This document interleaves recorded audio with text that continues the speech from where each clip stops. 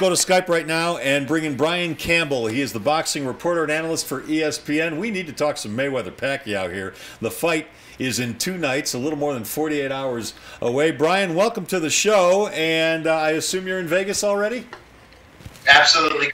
Thanks so much for having me. It's a wild scene already. The buzz is growing quickly in a fight that you can argue really is the biggest one in about 35 years. So people are ready for this. Are you able to make a reservation for dinner there, or is it getting tough already? Just 2 days away. You're really going to have to empty the wallet to make a reservation for anything this week. As you know, hotel rooms are up over 1,000 a night on the last 2 nights leading up to the fight. It's wild and crazy, but that's what you get when you're going to wait 6 years for a fight like this to finally come together. I've never seen, we haven't had a guest on Skype since we started doing this that looks so happy as Brian does. Brian, he's in Las Vegas. Yeah. Why wouldn't he be happy? And you got that nice ceiling behind you that we can see. Are you in your motel room right now? I absolutely am at the MGM Grand. I'm trapped in here doing some work, but it may not be the best background behind me. But head down to the casino floor right now, and you'll see a wide variety of things going on. Celebrities, people staggering from the night before. Like I said, this is Vegas, so it's a sensory overload at its best. Brian, Les has spent a week talking about ticket prices and how many people are there, and the two of you are talking about dinner reservations. Can we talk about how is this fight going to be won or lost? What do you see? I'm not asking you who's going to win. We'll maybe get to that. But the most important thing in the fight is I think they're going to – I'm asking him a question and I'm answering it. No. How is this fight going to be won or lost, and how do you see the early rounds? Because I think they're going to fill each other out for 3 or 4 rounds.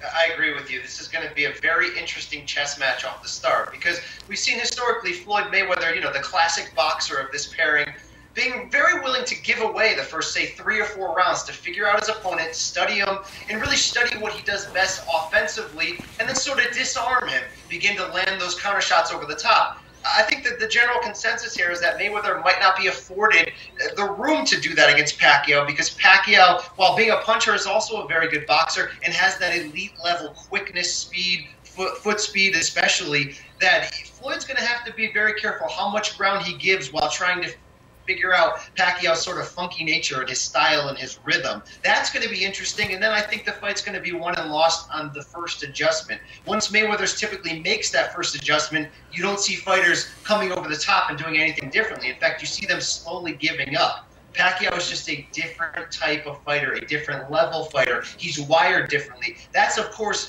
at its core, why this matchup is so good.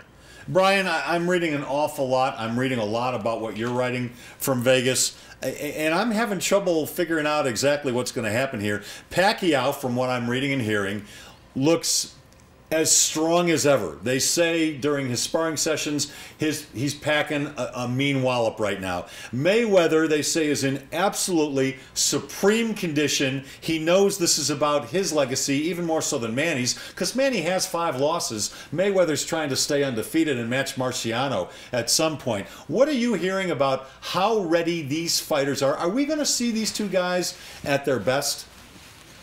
That's really been the debate of the sourpuss people saying, great fight, but I would have liked it 5 years ago when it was first talked about, when they were in their absolute primes. I actually think the time between has lent itself to making this a much more even matchup. They're 36 and 38 years old respectively, but they're still 1 and 2 in the sport. They may have slipped a little athletically and in speed, but I think the gap has closed in the matchup. And to your point, I think the fight means so much more to Mayweather, who has protected that unbeaten record. He's made it his legacy. He's made it his marketing tool. He has made it who he is and what he is about. He's got to protect that here in maybe his toughest fight ever, a matchup against the guy who maybe has the best style to give him potential fits. And I think, both guys are in supreme level shape. Both guys are so focused. How many times have you seen a build-up to the fight be all about trash talking, all about the theatrical carnival nature of the sport? We've had, as reporters, almost nothing to work with leading up because Floyd, who built that villainous persona to such a great degree financially, hasn't used any of it in the buildup. He's been all about this fight, all about being silent, which is not what we're used to. And I think he knows this is the greatest threat to that unbeaten record that he's had. He's Brian Campbell, boxing reporter for ESPN, and this portion of the Big Stuff Brought to you by Grand Prix Motorsports, your source for the original motorcycle. That's Indian motorcycles. Check out the newest line of Indian motorcycles at Grand Prix Motorsports. They're on County Line and Santa Fe. Brian, do you think there's any chance of a draw? Yes, I do. And, you know, that if you look at the betting lines, that has been an interesting bet. There's been reports coming out that would be the type of finish that would hurt Vegas the most. But because of their styles, because of how evenly matched they are, I actually see a great potential for it to be either a contentious finish on the cards or maybe even a draw. Because I think what it's going to come down to stylistically is Pacquiao pushing the pace and trying to overwhelm with volume, while Mayweather, you know, picking his spots and landing cleaner shots, and that creates a debate for the judges of what do you reward? The mastery of one guy hitting clean but not throwing a lot, or just the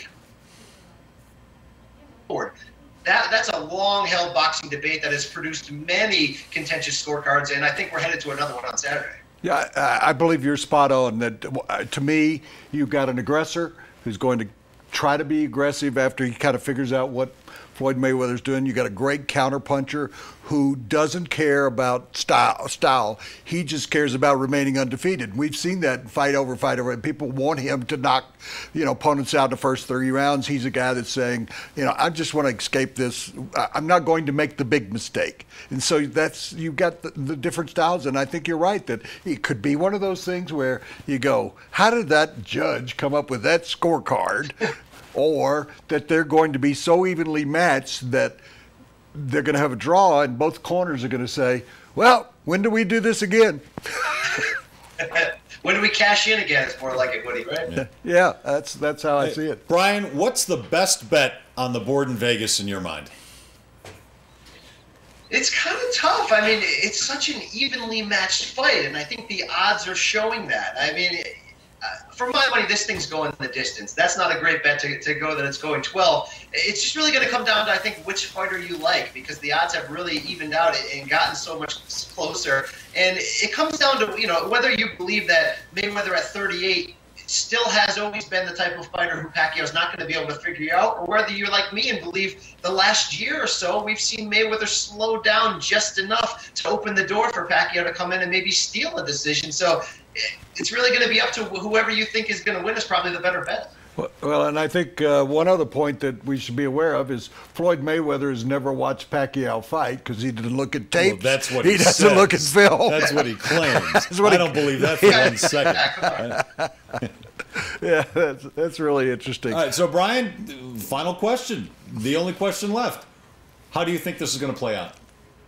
You know, for 5 years, I would have told you that as good as Pacquiao was offensively, and 5 years ago he was a hurricane force like we haven't seen in a long time offensively. I always felt that Mayweather defensively was just a hair better. You know, it's that pitcher-batter matchup in baseball of great pitching, great defense pitching, always stopping offense. But I don't think he has those same wheels anymore. And I think it's pretty amazing that Pacquiao at 36, for a smaller fighter, has retained the elite-level hand speed. If you look at Mayweather's resume, we just don't see him fighting guys with elite hand and foot speed in recent years, and that's been a secret to what he does so well. I think that opens the door for Pacquiao to continue to push the pace, put the pressure on the judges, and historically in recent years, when the fights are close, the judges favor the guy coming forward. I think that plays itself to a Pacquiao victory by split decision.